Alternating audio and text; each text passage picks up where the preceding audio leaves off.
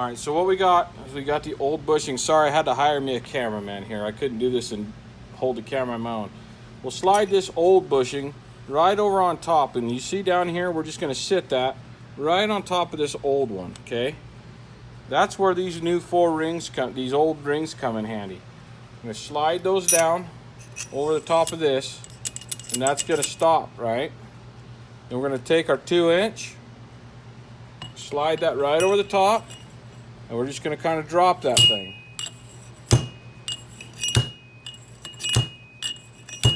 Just let the weight of that electrical nipple do its job.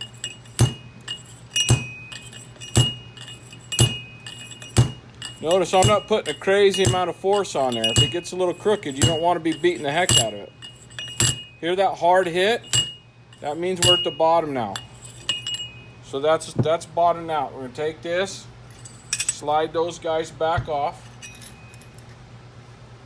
and then we're going to slide that other, oh boy, it doesn't want to come off easy. There you go. Just slide that old bushing off. Now, one of these rings is going to go on top of that bushing to hold that bushing down. And then we got our new seal.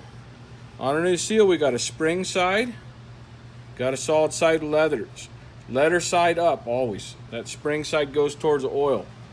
I'm going to slide that down over the top. Be careful not to mar your seal up going over this. You want to work it to where it goes over nice and easy. Slide that down even. Just kind of press it in a little bit by hand. Don't press it too much because you don't want to distort it. Now, I'm going to go back to our rings. Slide those over top of that. Back to our 2-inch.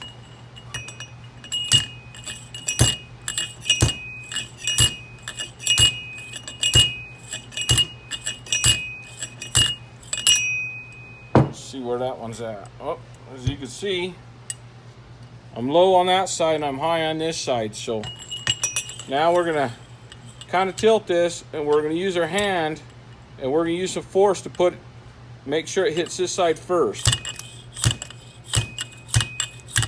So if it does get crooked on you a little bit, it's not the end of the world. Now, I found that just about flush with those should get me where I need. And once again, I got 4 of them. Now, I'm going to use this for a light here. We're going to look down in there and see if that ring's exposed. Looks like that ring's just about there. So I'm going to take our spring here, get that guy down in there, take ourselves a little pick, and you hear that snap? That's what you're looking for.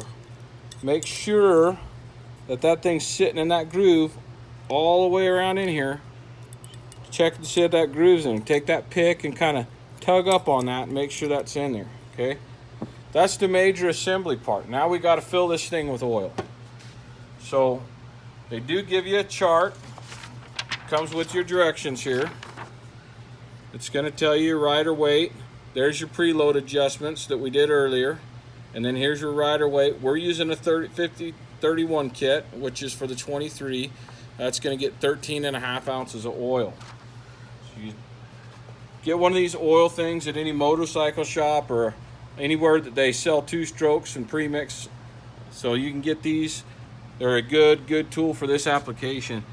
We're going to get this in here and get us just 13.5 ounces.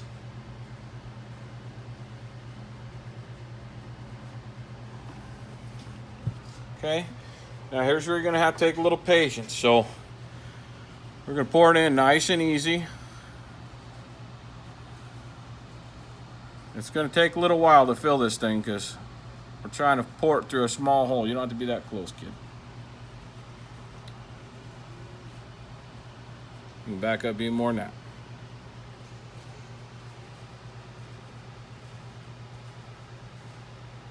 Now we're doing this in real time, so you can see how easy of a job it is. It goes really quick, so it's not nearly as complicated as the factory setup.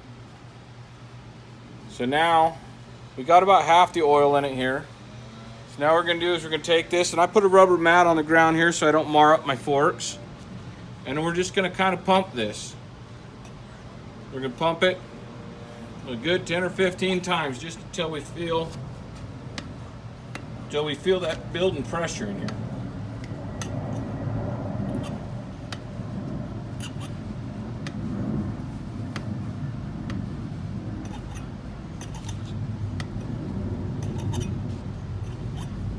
This is to get all the air and stuff out of the system.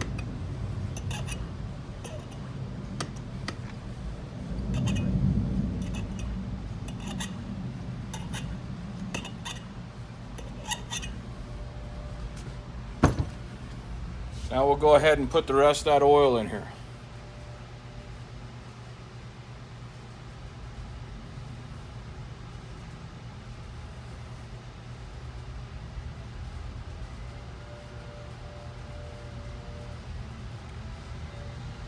Like I said, it's slow going, but these things are the best way to get this stuff in here. You can pull that apart, give yourself a little bit of a gap in there.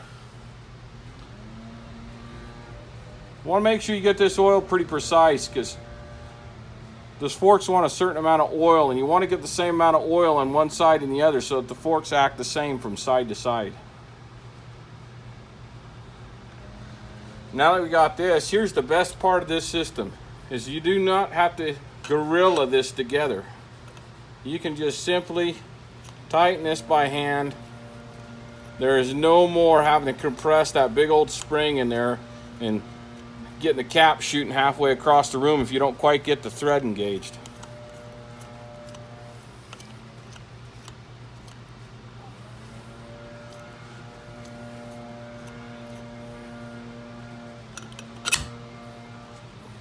Let me get a better wrench on this thing. There we go.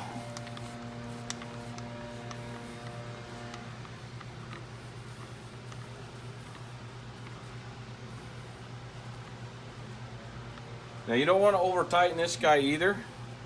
So this is where I recommend just grabbing yourself a torque wrench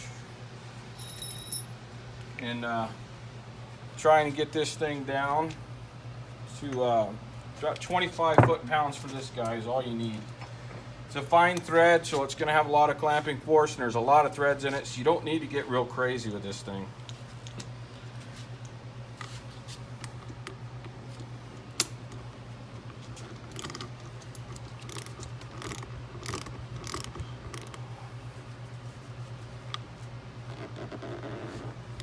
Now, this is typical. You get enough grease on your hands and stuff, it's a little hard to get this, so we'll take this over to the vise.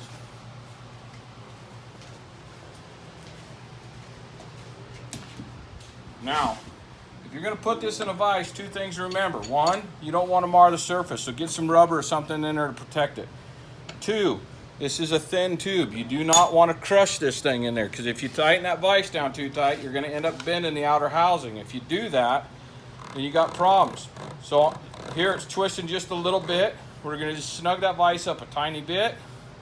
Try it again. Tiny bit. Try it again. Just until we get enough to where we can click our torque wrench over. We don't want to put any extra on there, because any extra we're going to risk bending that tube. So just the bare minimum pressure you need to get in order to get your 25 foot-pounds of torque. There you have it. Fork tubes all assembled and done. Go ahead and hit in.